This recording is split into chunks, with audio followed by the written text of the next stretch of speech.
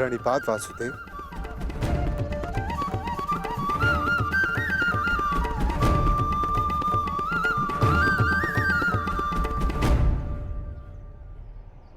आप यहाँ वासुदेव? हाँ धर्मराज, तुम एक परीक्षा में भले ही सफल हो गए, परंतु मैं यहाँ अगली परीक्षा के लिए तुम्हें सावधान करने आया हूं। कैसी परीक्षा माधव? अज्ञातवास की परीक्षा अर्जुन, जो सरल नहीं होगी। क्या उसके विषय में कुछ सोचा है? जैसे वनवास कट गया वैसे ही अज्ञातवास भी कट जाएगा माधव। नहीं युधिष्ठिर, मनुष्य को अपनी कठिनाइयों से निकलने के विषय में पहले सोच लेना चाहिए, क्योंकि कठिनाइयों का लाभ उठाने के विषय में उसके शत्रु पहले सोच लेते हैं। असंभव! कैसे हो सकता है ये? पांडव बचकर कैसे निकल गए?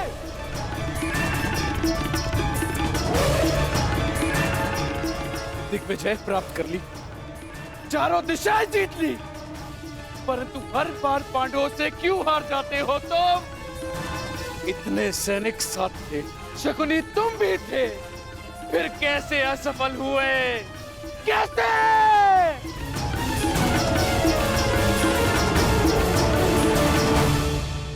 रुष्ट ना होइए महाराज, हम असफल नहीं हुए, क्योंकि पांडवों का अज्ञातवास भंग हो चुका है।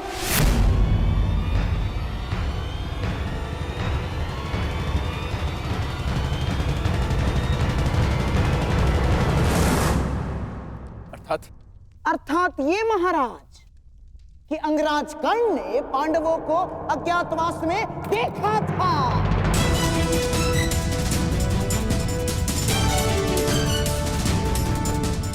इसीलिए नीति अनुसार पांडवों का अज्ञातवास भंग हो चुका है।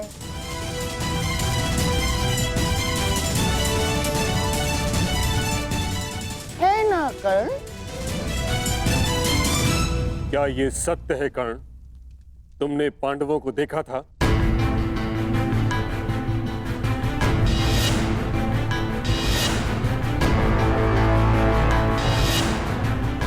जानता हूं पुत्र, तुमने अवश्य पांडवों को देखा है, परंतु अब समय है कि उनके विरुद्ध एक और अधर्म को होने से रोका जा सके।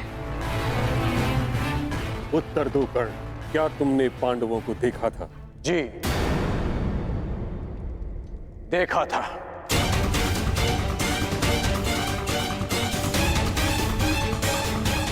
क्या तुम्हारी बात का सत्यापन करने के लिए कोई साक्ष्य है?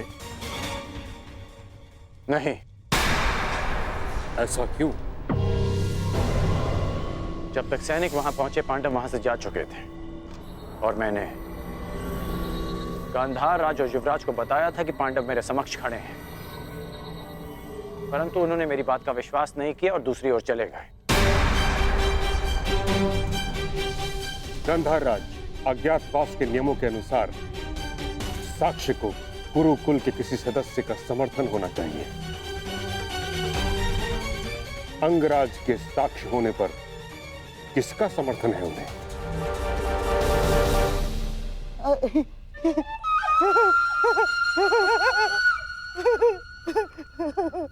अंगराज कर्ण की बात पर कौन अविश्वास कर सकता है महामहिम?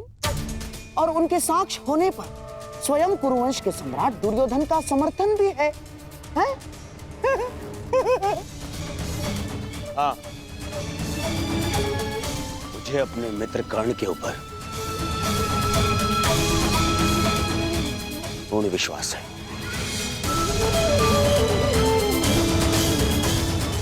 मैं समर्थन करता हूं कि कर्ण ने पांडवों को अज्ञातवास में देखा है। युवराज, यदि तुम्हें विश्वास था तो कर्ण की बात ना मानकर दूसरी ओर क्यों चले गए? और आप गांधार राज, यदि आपको कर्ण की बातों पर विश्वास था तो आप उसके पास क्यों नहीं गए? इसका अर्थ यह है कि आपको कर्ण पर विश्वास नहीं था, अर्थात अज्ञातवास भंग नहीं हुआ।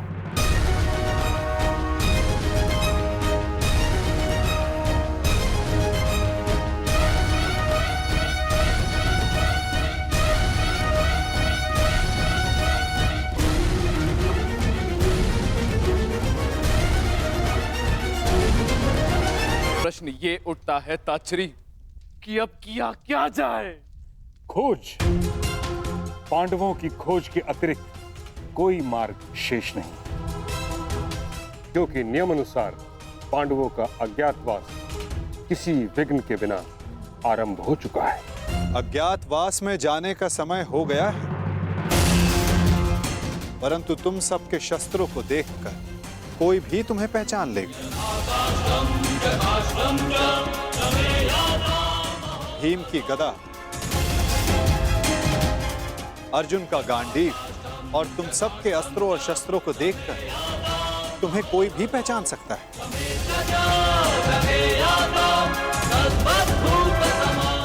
इसीलिए जाने से पूर्व इन्हें छिपा देना आवश्यक है। परंतु कहां माधव? यदि किसी ने यह शस्त्र ढूंढ लिए तो? कोई भी स्थान सुरक्षित नहीं है। स्थान सुरक्षित नहीं होता अर्जुन, स्थान सुरक्षित किया जाता है। मैं समझा नहीं माधव। अपने अस्त्रों और शस्त्रों को नीचे रखो।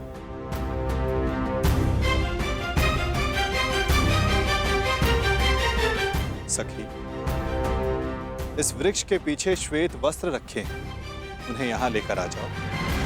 जी।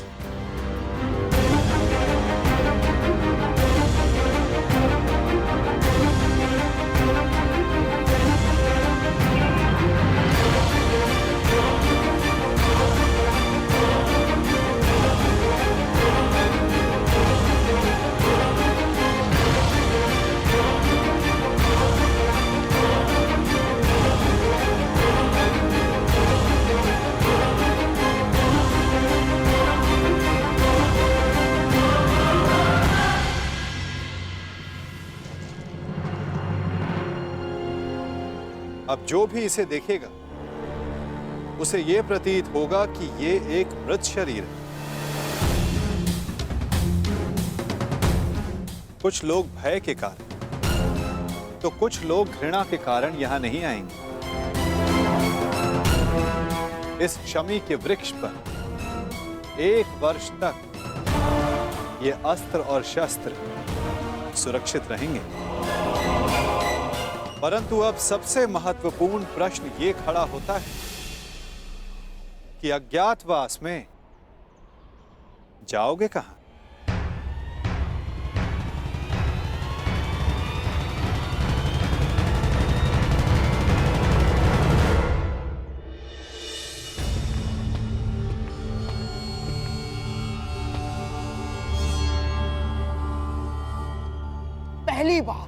पहली बार किसी ने भरी सभा में शकुनी को मूर्ख सिद्ध किया है कर्ण,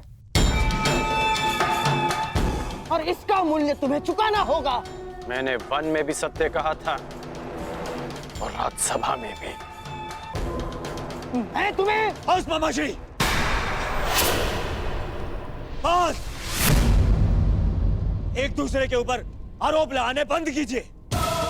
तो हो गया तो हो गया। अपने घायल दम पर आरोप का मलहम लगाना बंद कीजिए। और तुम कौन? अपने आप को मेरा सेवक कहते हो ना?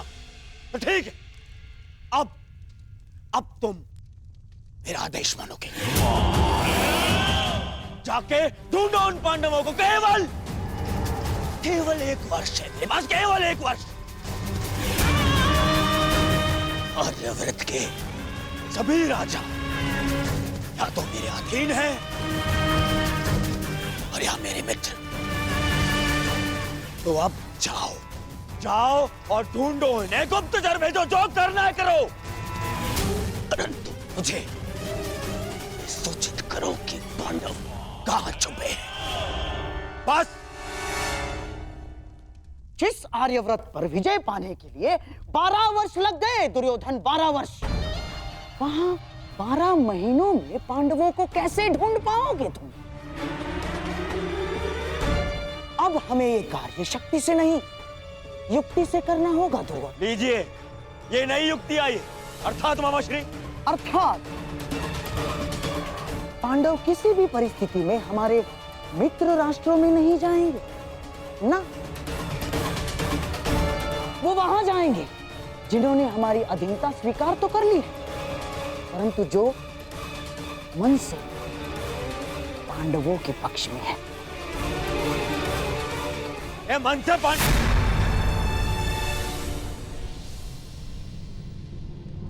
द्वारका। दुर्योधन को लगेगा कि तुम सब द्वारिका में छिपे हो, इसलिए वो अपने गुप्तचर द्वारिका और तुम्हारे मित्र राजाओं के यहाँ भेजेगा। और यदि वो कहीं असावधान होगा तो केवल उस स्थान पर जहां स्वयं उसके मित्र हैं, क्योंकि मनुष्य अपनी खोई हुई वस्तु कभी अपने ही आंचल में नहीं ढूंढता। मैं समझा नहीं, आपका संकेत क्या है वासुदेव? तुम विराट नगर जाओ युधिष्ठिर। विराट नगर के राजा केवल नाम के राजा हैं और वहां पर शासन रानी सुदेशना के भाई कीचक का चलता है। और कीचक दुर्योधन का सबसे परम मित्र है, इसलिए दुर्योधन कभी सोच ही नहीं पाएगा कि तुम सब वहां छिपे। सूर्य भले ही मेघों में छिपा, परंतु उसका तेज बाहर आ ही जाता है। ठीक उसी प्रकार मनुष्य भी प्रकृति से भिन्न व्यवहार नहीं कर सकता दुर्योधन, ना?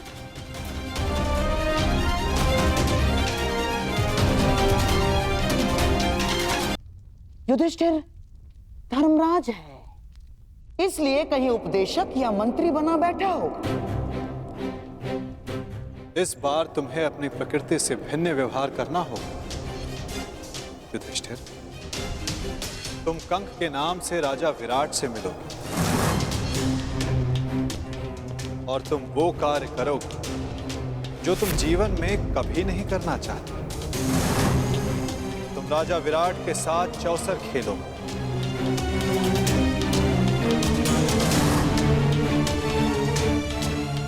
प्रणिपात, प्रणिपात महाराज। वृकोदर भीम के पेट की अग्नि बुझती नहीं, इसीलिए वो कहीं मिष्ठान्न के प्रतिष्ठान पर होगा। उसकी भूख स्वयं उसका पता बता दे। तुम्हें अपनी भूख पर नियंत्रण रखना होगा भीम।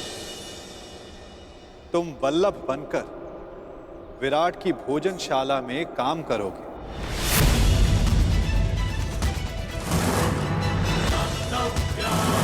और अपनी भूख पर कड़ा नियंत्रण रखोगे।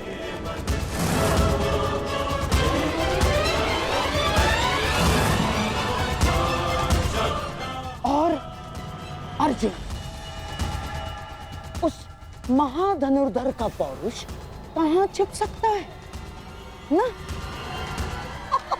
वो कहीं होगा सैनिक के वेश में अपना पौरुषत्व दिखाएगा।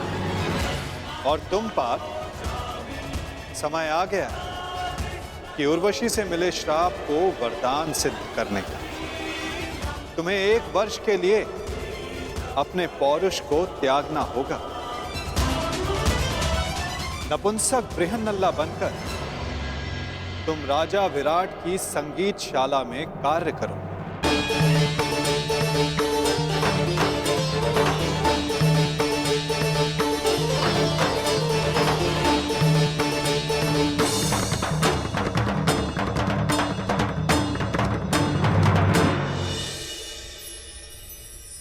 अति उत्तम बृहन्नला। क्या तुम हमारी पुत्री उत्तरा को संगीत और नृत्य की शिक्षा दोगी?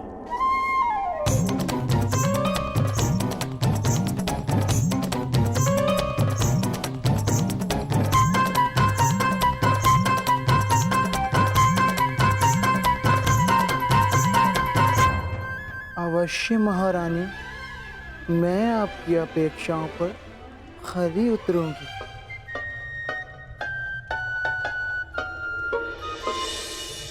नकुल सहदेव बेचारे कोमल सुंदर, उनसे परिश्रम नहीं होगा ना? इसीलिए किसी राज्य में सभासद बनकर बैठे होंगे। नकुल, सहदेव, तुम ग्रंथिक बनकर और तुम तंतिपाल बनकर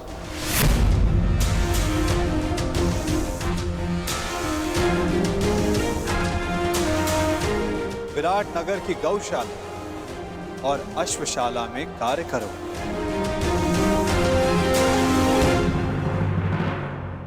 और सबसे अधिक वो पांचाली, उसका तेज, उसकी आंखों की ज्वाला कहां किसी से छुप सकती है दुर्योधन? और तुम सखी, तुम्हें अपना दर्प छिपाने के लिए सबके समक्ष घूंघट में रहना होगा। दासी सैरंधरी बन, जिसके पति गंधर्व, तुम रानी सुदेशना की रूप सज्जा का कार्य संभालो।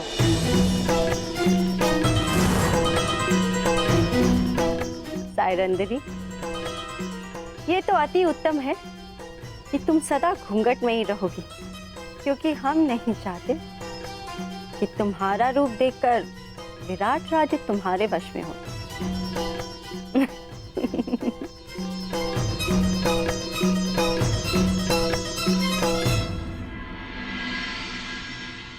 यदि मेरे सिखाए मार्ग पर चलोगे तो पांडवों को ढूंढना कठिन कार्य नहीं होगा।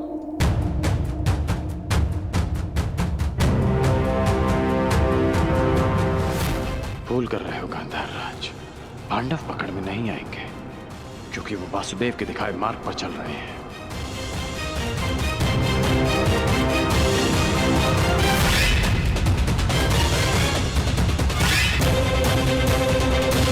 मगध, छेदी, सभी राज्यों से हमारे गुप्तचर रिक्त हाथ लौट रहे हैं।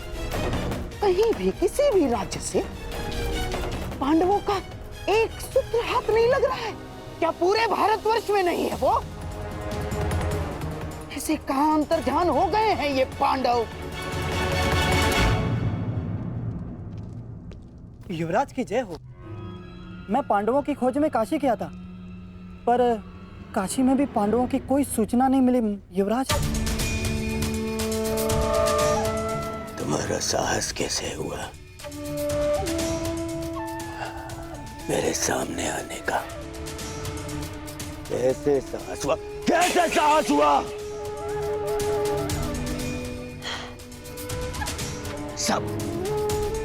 सब मेरी असफलता का संदेश देने क्यों चले आते हैं? क्यों? और तुम्हें तो मैं शिवराज, ये गुप्तचर है, केवल अपना कार्य पूर्ण कर रहा है। इससे मैं शांत हो जाइए शिवराज, शांत हो जाइए। अरे कैसे शांत हो जाऊं? 10 माह बीत चुके हैं, 10 माह बीत चुके हैं अज्ञातवास को। केवल 2 माह शेष हैं, 60 दिन। अब तक उन पांडवों की सूचना नहीं मिली तो आगे क्या मिलेगी? और तुम अब तक यहीं खड़े हो, इससे पहले कि मैं तुम्हारा वध कर दूं। चले जाओ यहां से, जाओ।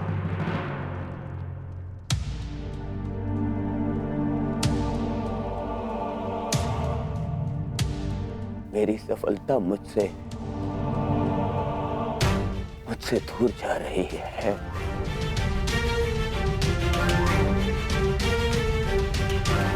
और मेरा मित्र तो मुझसे पहले ही दूर जा चुका है।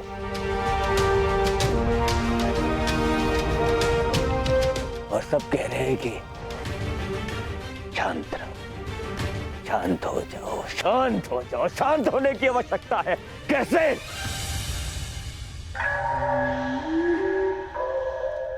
शांत होने की कोई आवश्यकता नहीं है दुर्योधन,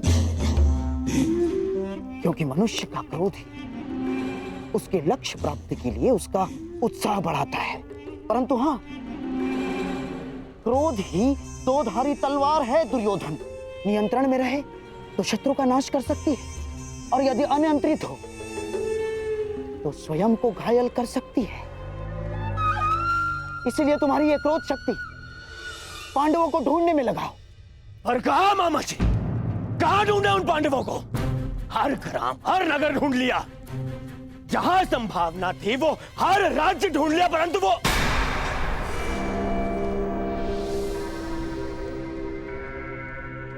कहीं ऐसा तो नहीं कि हमें जहां ढूंढना चाहिए हमने वहां नहीं ढूंढा। हमारे किसी मित्र राज्य में। हाँ दुर्योधन, हर जगह तो नहीं ढूंढा है हमने पांडवों को।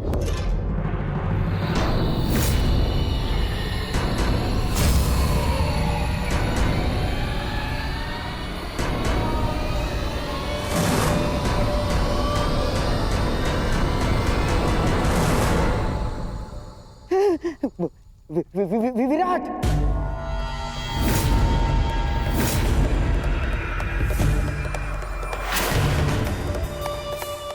विराट में ढूंढना शेष है।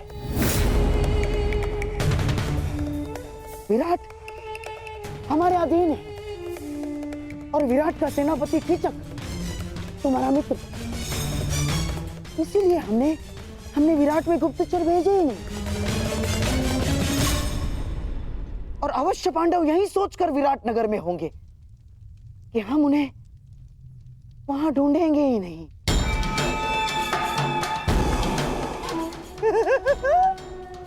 परंतु अब पांडव बचेंगे ही नहीं दुर्योधन।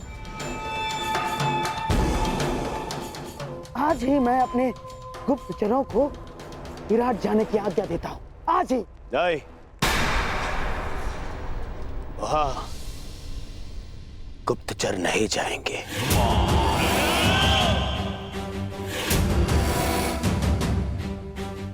वहां हम स्वयं जाएंगे, और फिर पितामह को बोलने का अवसर भी नहीं मिलेगा, क्योंकि इस बार उन पांडवों का अज्ञातवास टूटने का साक्षी मैं स्वयं रहूंगा।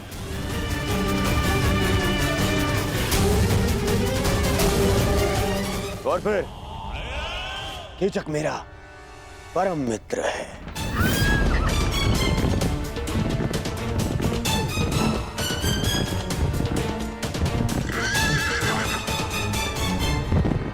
वो अवश्य मेरी सहायता करेगा।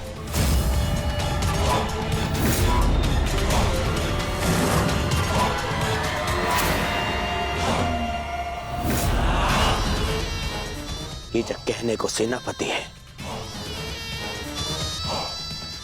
परंतु वास्तविकता में विराट का पूरा नियंत्रण उसी के हाथ में है।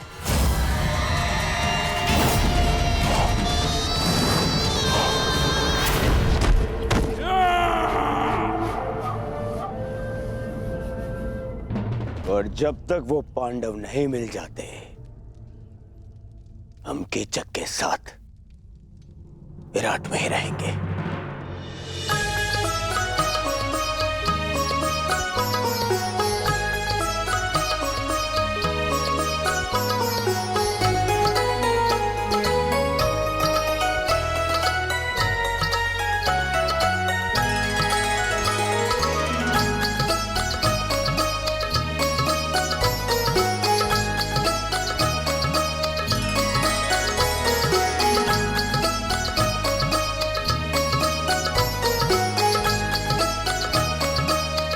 नृत्य का अभ्यास हो रहा है भांजी उत्तरा।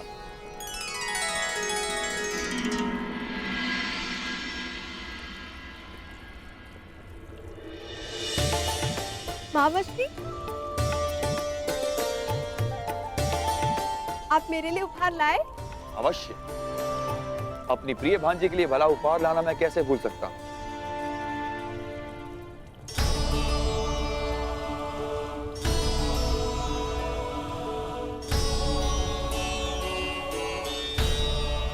ये क्या मामाश्री, फिर से वस्त्र?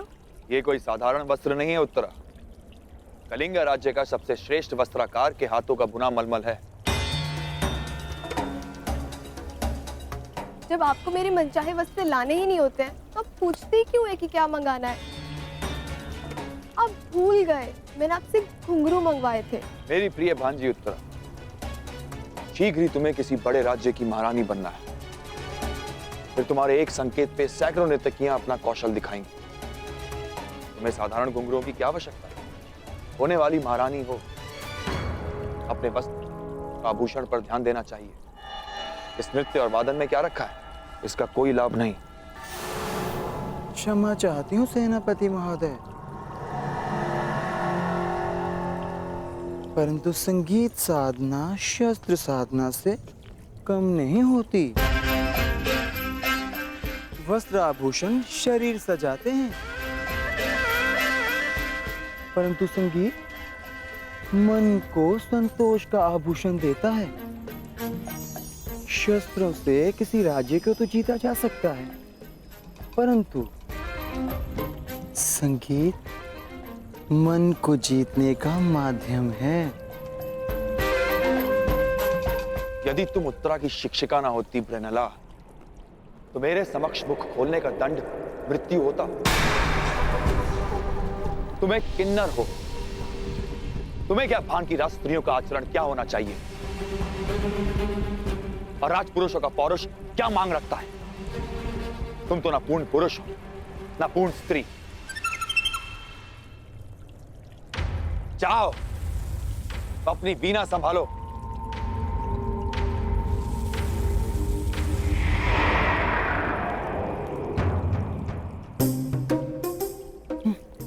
चलिए राजकुमारी, अभ्यास पुनः प्रारंभ करते हैं।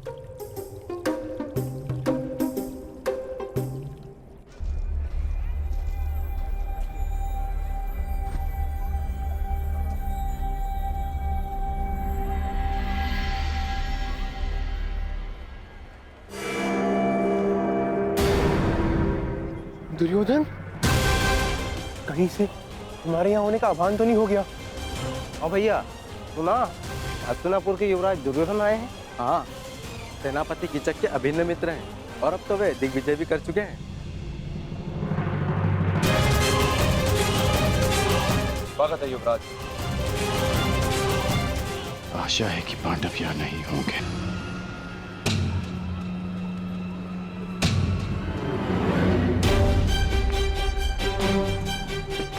मुझे बाकी को भी जाकर सावधान करना होगा। कदाचित दुर्योधन को सूचना मिल चुकी है कि हम यहाँ पर हैं।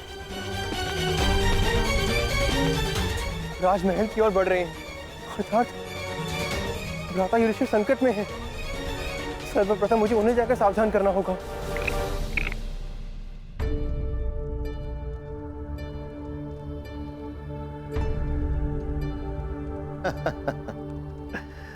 वाह कंक, तुमने तो हमें फिर से हरा दिया। तुम तो द्यूत में बड़े ही प्रवीण हो। इसमें कौन सी बड़ी बात है पिताश्री? द्यूत तो भाग्य का खेल है। नहीं पुत्र उत्तर, कंक केवल द्यूत ही नहीं जानते, कभी इनके साथ समय व्यतीत करोगे तो स्वयं जानोगे।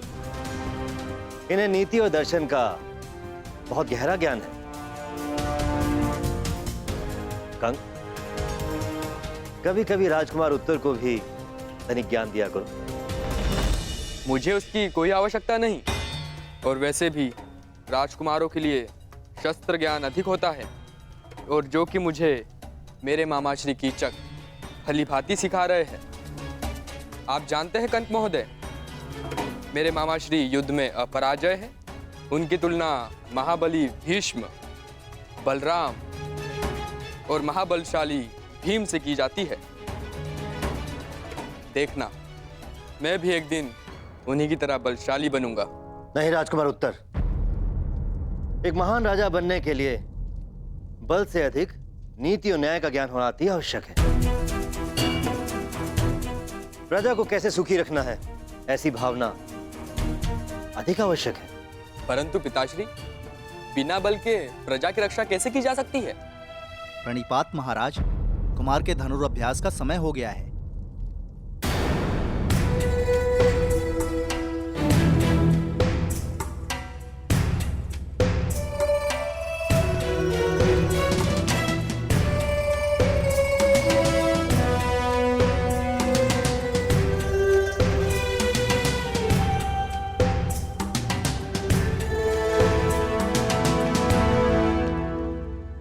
नकुल यहां क्यों आया था?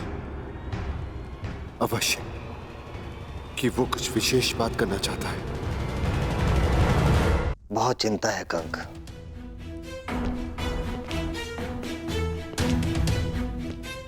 क्यों महाराज? वो तो बड़ा ही बुद्धिमान बालक है। हाँ, परंतु वो कीचक की परछाई में पल रहा है। तुमसे क्या छिपा है कंक? मैं केवल नाम का ही राजा हूं। सत्य तो यह है कि कीचक का प्रभाव मुझसे कहीं अधिक है। मेरी प्रजा, मेरी सेना और स्वयं मैं भी उससे बहुत भयभीत हैं। चिंता रहती है कि कहीं राजकुमार उत्तर भी कीचक के साथ रहते रहते उसकी तरह क्रूर ना बन जाए, या यूं कहूं कि कीचक उसे राजा बनने ही ना दे।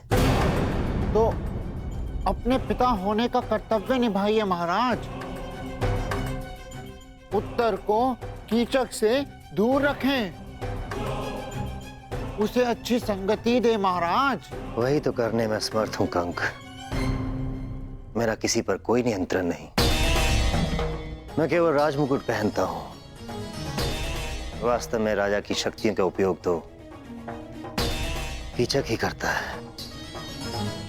नियंत्रण खोकर सब कुछ हार जाने की पीड़ा क्या होती है, असहाय होने की पीड़ा का अनुभव क्या होता है, वो तुम नहीं समझोगे कंक।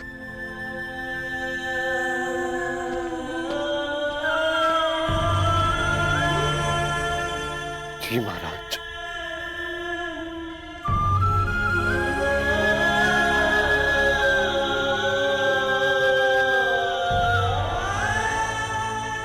क्योंकि मैं आपकी पीड़ा समझ सकता हूं। युद्ध में हारने का, असहाय होकर सब कुछ खो देने का अनुभव है मुझे। साइरंदरी, आज तक कितनी ही सेविकाएं आई हमारे पास, परंतु किसी में भी तुम्हारे जैसा कौशल नहीं। रूप सज्जा हो या केश विन्यास, तुमसे श्रेष्ठ कोई भी नहीं।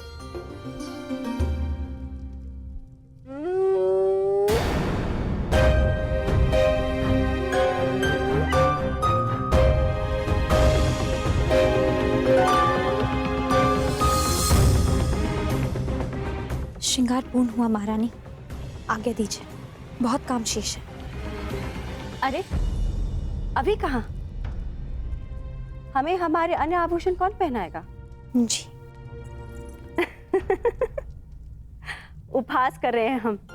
तुम जाओ, आभूषण हम स्वयं पहन लेंगे। अच्छा रुको,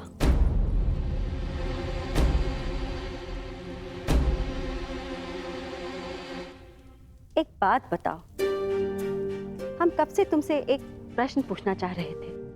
तुम्हें इतना अच्छा श्रृंगार आता है, तुम स्वयं इतनी रूपवती हो, अपना ध्यान क्यों नहीं रखती? ये देखो कितने सुंदर केश है तुम्हारे, इसे खुला क्यों रखा है?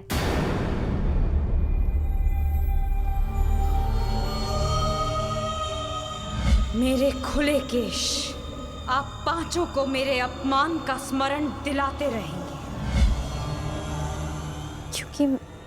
क्योंकि मेरे खुले केश किसी प्रतिज्ञा से बंधे हैं महारानी।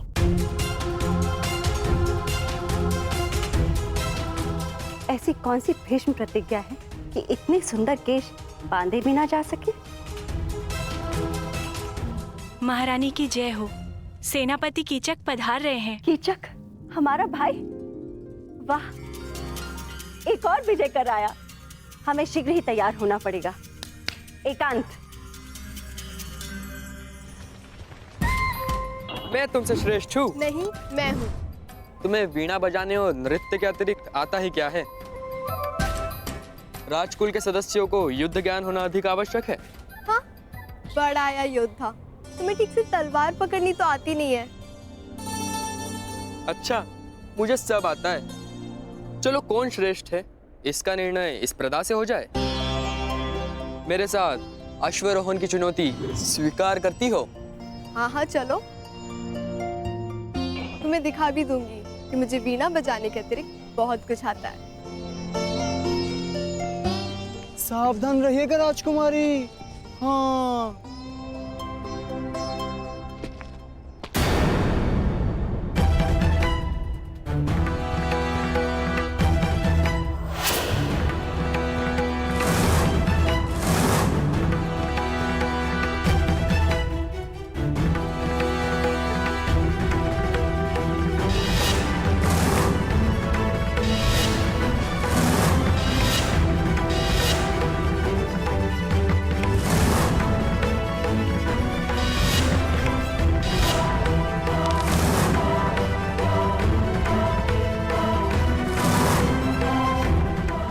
स्त्री कौन है? इसके हाव भाव क्यों मुझे किसी का स्मरण करा रहे हैं, जैसे मैं इसे जानता हूं।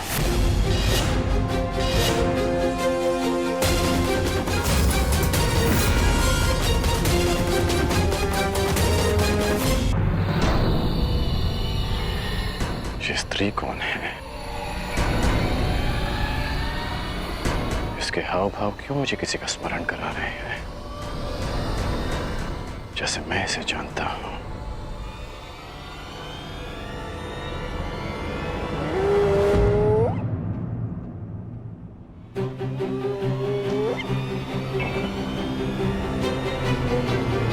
कर्ण,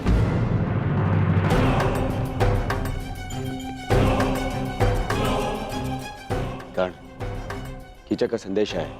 हमें महाराज विराट से मंत्रणा करनी है। आओ। क्या हुआ? संकट का संदेश क्यों भेजा? संकट नहीं भ्राताश्री, महासंकट। किस महासंकट की बात कर रहे हो अनुज? दुर्योधन गंधार राज और कर्ण के साथ विराटनगर पहुंच चुका है और सुना है कि सेनापति कीचक भी उनका मित्र है। वो अवश्य हमारी खोज में आया होगा। हम ऐसा नहीं होने दे सकते। 13 वर्ष पूर्व होने में 2 महाशेष है। किसी भी परिस्थिति में हमें हमारी पहचान छिपानी होगी। इसलिए मैंने आप सबको संकट का संदेश भेजा था। पांचाली कहाँ है? उसे संकेत भेजा? मैंने महारानी के कक्ष के बाहर जाकर पुकार लगाई थी। अवश्य पांचाली ने सुनी होगी। तो फिर पांचाली यहाँ आई क्यों नहीं?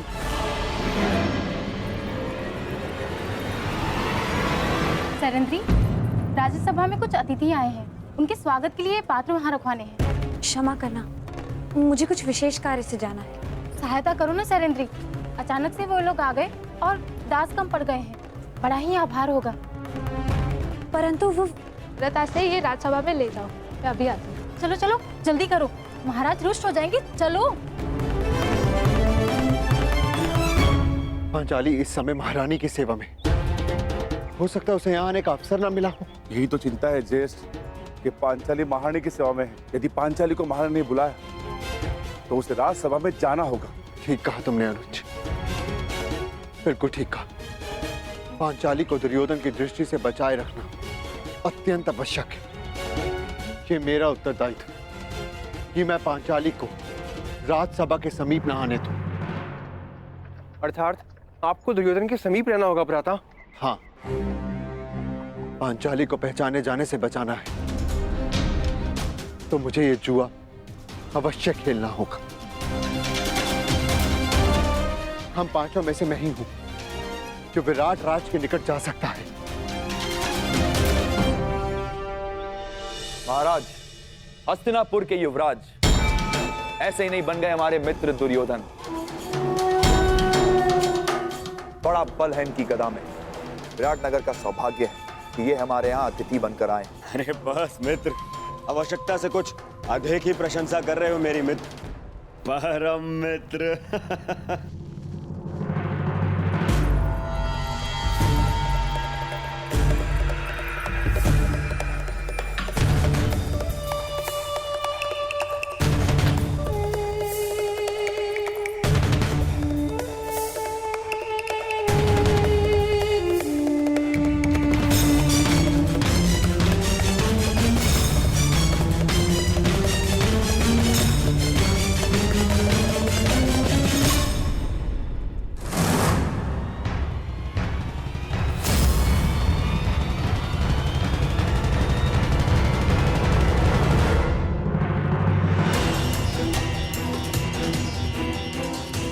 कहाँ जा रहे हो भीम? राजसभा में आपके साथ ज्येष्ठ। नहीं भीम, तुम सदा अति चिंतित और अति उत्साही हो जाते हो और ये दोनों ही अवस्था हमारे लिए घातक है। यदि पांचाली राजसभा में तो उसकी सुरक्षा का उत्तरदायित्व मेरा है भीम। तुम बस सतर्क रहो। जाओ, जाकर रसोई घर में मेरे लौटने की प्रतीक्षा कर। मैं वहां पर पहुंचता हूं। बस सावधान रहना, सावधान। ज्येष्ठ, सदा प्रतीक्षा ही तो करता रहा हूं मैं। हस्तिनापुर की राजसभा में आपके विजय की प्रतीक्षा करता रहा। परिणाम क्या निकला आप स्वयं जानते हैं। मैं अपनी भूल स्वीकारता हूं भीम, परंतु कभी कभी आक्रामक होने के स्थान पर पीछे हट जाना ही श्रेयस्कर होता है भीम। हस्तिनापुर की राजसभा में जो कुछ हुआ उसके प्रतिकार के लिए लगभग 13 वर्ष हमने कष्ट सहे हैं भीम, और पांचाली ने भी। यदि तुम इस समय दुर्योधन के समक्ष प्रस्तुत हुए तो हमारी 13 वर्षों की तपस्या भंग हो जाएगी भीम। हमने प्रतिज्ञा ली, हमें हमारी प्रतिज्ञा पूर्ण करनी है। तुम चिंता मत करो, मैं सब कुछ संभाल लूंगा भीम। मुझे आप पर विश्वास है ज्येष्ठ, मैं अवश्य प्रतीक्षा करूंगा, परंतु इस बार मैं शांत नहीं रहूंगा। यदि दुर्योधन ने कोई भी कुचक्कर रचा तो शपथ है अपनी प्रतिज्ञा की, भीम प्रस्तुत होगा, चाहे फिर से 12 वर्ष का वनवास क्यों न भुगतना पड़े।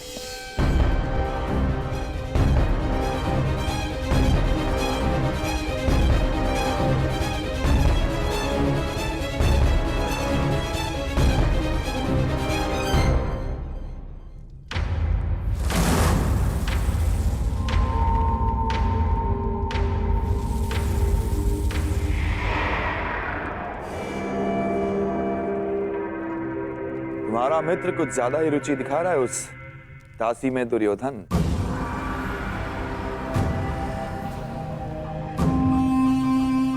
यदि ऐसा है तो युवराज के लिए इससे अधिक प्रसन्नता की बात क्या हो सकती है सेनापति कीचक। और वैसे भी अंगराज कर्ण अपने वचन के साथ साथ किसी व्यसन में भी रुचि रख रहे हैं। अच्छा है, आपका अतिथि है, आनंद करने दीजिए। परंतु विराटनगर में आनंद पर अतिथि से पूर्व आतिथ्य का अधिकार होता है। हाँ, कीचक का अधिकार होता है।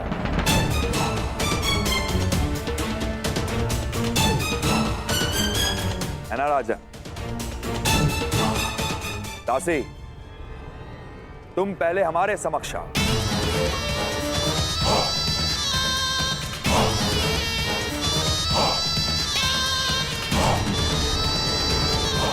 युवराज,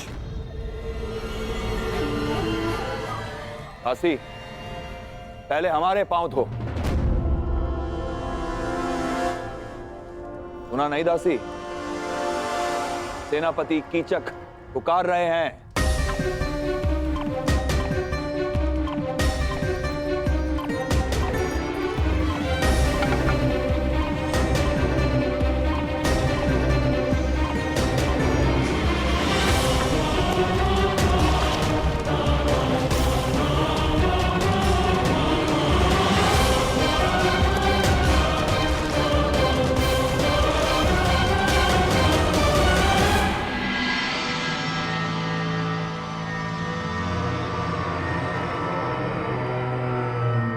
अद्भुत, मेरे राज्य में इतना सुंदर भोग्य है और मुझे ज्ञात ही नहीं।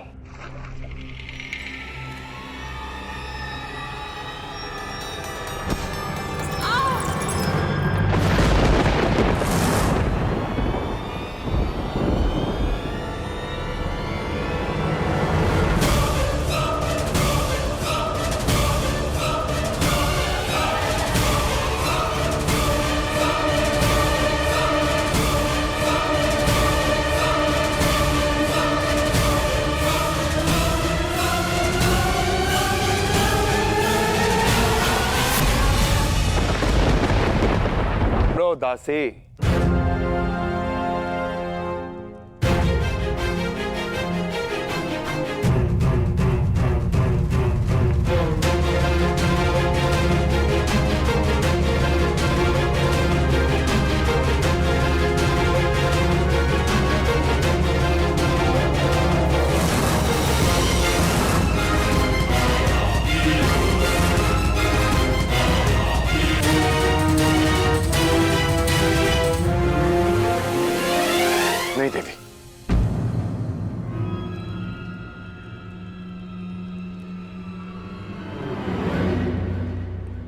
मेरी दृष्टि में स्त्री इतनी हीन नहीं हो सकती कि उसे पुरुष के चरण धोने पड़े, चाहे वो एक दासी ही क्यों ना हो। क्षमा कीजिएगा देवी, परंतु मैं अपने चरण स्वयं धो सकता हूं।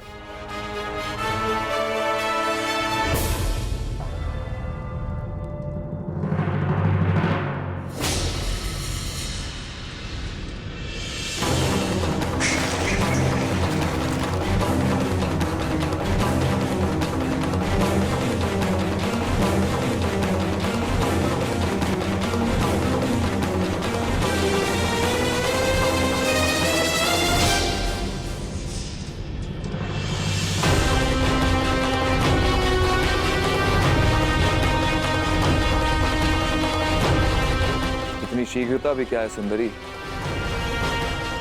अपना नाम तो बताती जा।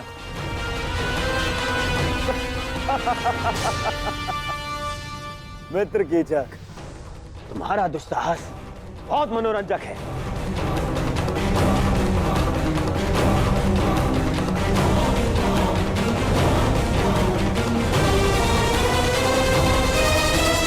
सूर्य अपना तेज सारे संसार में बांटता है, चंद्रमा अपनी शीतलता सबको देता है। फिर तुम क्यों अपना मुख मुझसे छुपा रही हो सुंदरी? एक बार और इसे देखकर आनंदित होने दो। भयभीत हो? हाँ, वो तो यहां सभी हैं मुझसे। कोई बात नहीं, मैं तुम्हारा भय अभी दूर किए देता हूं।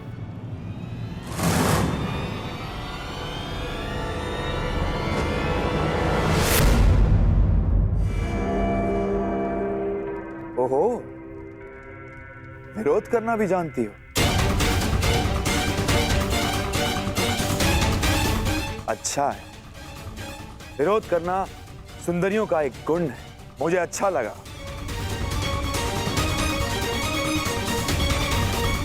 कीचक,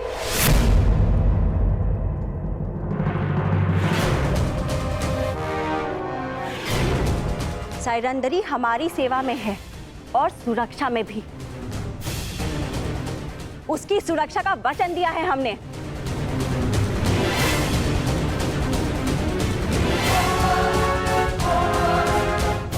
सैरंदरी अच्छा नाम है। जाओ सैरंदरी।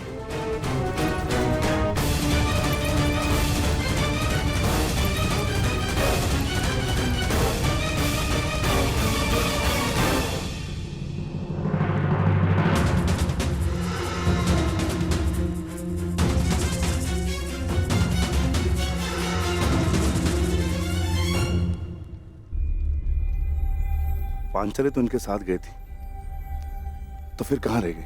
सैरंधी नहीं आई? नहीं, उन्हें सेनापति कीचक ने रोक लिया। अब न जाने क्या होगा। सेनापति कीचक की दृष्टि जिस स्त्री पर पड़ती है उसे वो मैला करके ही छोड़ता है।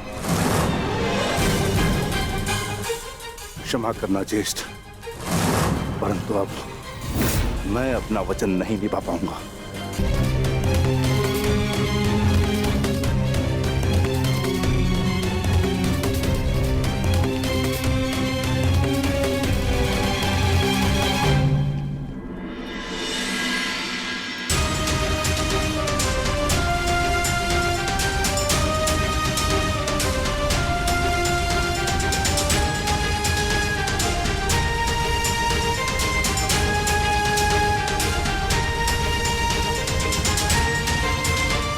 पांचाली सुरक्षित है।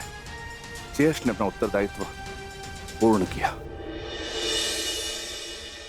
मित्र दुर्योधन, मैं तुम्हें हमारी सेना के महत्वपूर्ण पदाधिकारियों से मिलवा देता हूं। ये तुम्हारा मंतव्य पूरा करने में सहायक सिद्ध होंगे। आओ।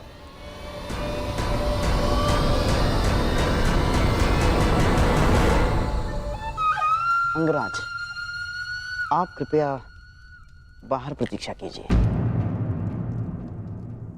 मैं युवराज की सुरक्षा में आया हूँ।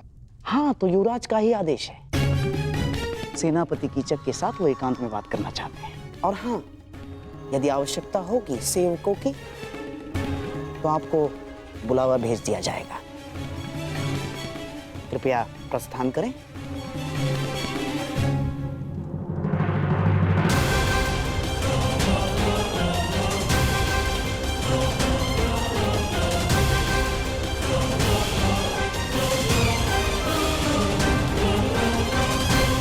मित्र,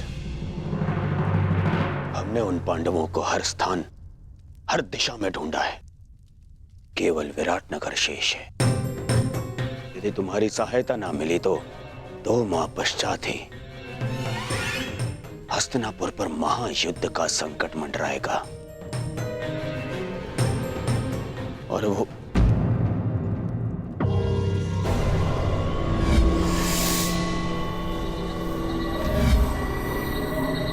मित्र, कहां खोए हुए हो?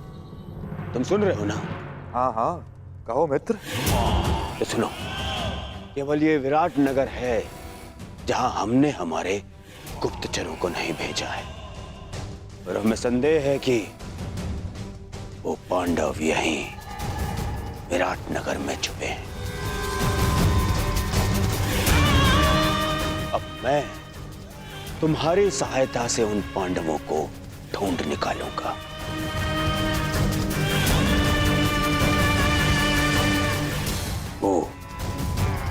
वो 5 पांडव महातेजस्वी हैं। यदि दृष्टि रखोगे तो पहचान लोगे। और वो द्रौपदी का रूप तो किसी घूंघट में भी नहीं छुप सकता।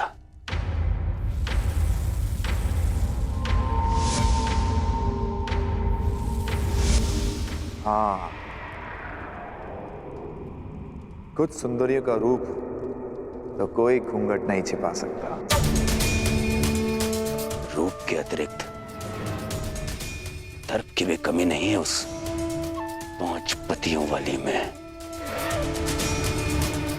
मुझे विश्वास है कि वनवास के पश्चात भी उस द्रौपदी का दर्प और घमंड कम नहीं हुआ होगा।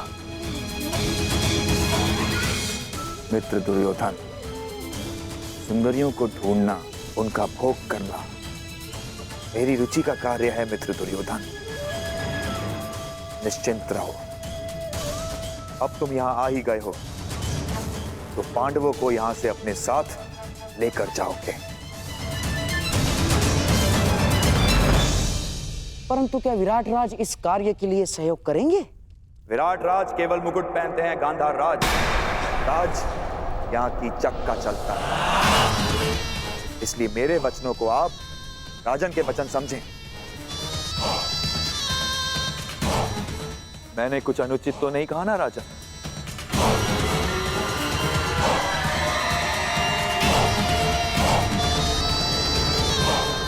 अब उस सुंदरी को ढूंढने का कार्य मैं पूर्ण करूंगा।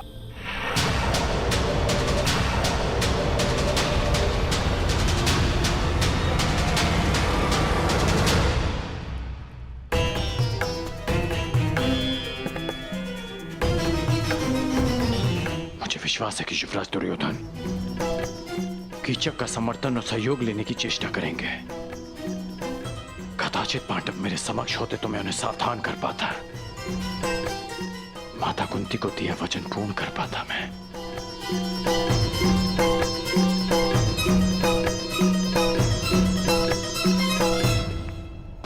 समझ में नहीं आता कि दुर्योधन यहां आया क्यों है।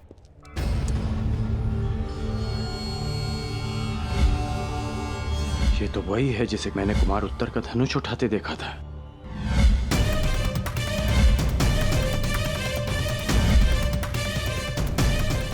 ये इस बात ही छिपकर किससे और क्यों बात कर रही है? क्यों हर बार मुझे अनुभव होता है कि मैं ऐसे चाहता हूं।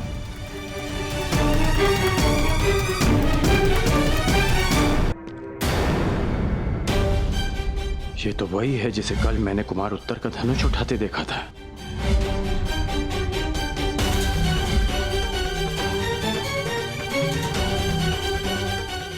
इस बात ही छिपकर किससे और क्यों बात कर रही है?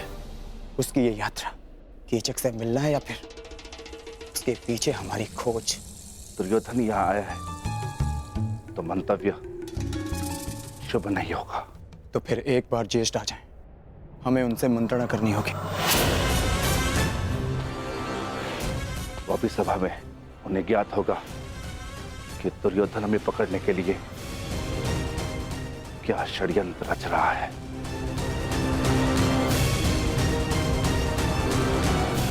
सुना है पांचाली पर कीचक की दृष्टि पड़ी है, हमें उसे भी सुरक्षित रखना होगा। समस्या बड़ी हो तो सावधान अधिक रहना चाहिए भ्राता भीम। सावधान रहना और अपने क्रोध पर नियंत्रण रखना।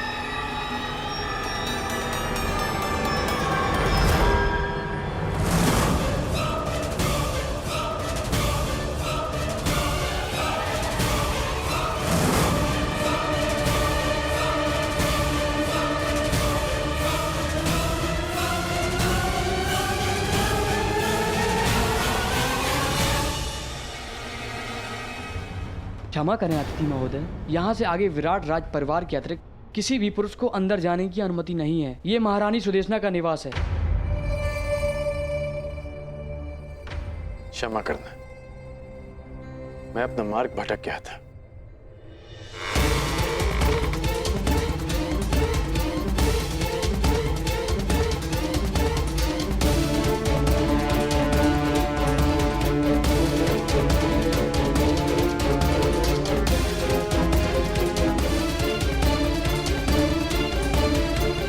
कहाँ हो बहना?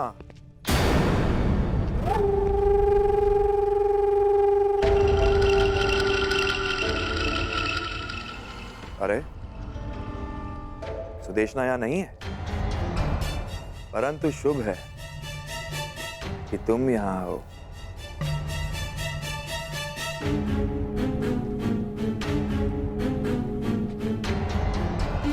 क्षमा कीजिए। ठहरो।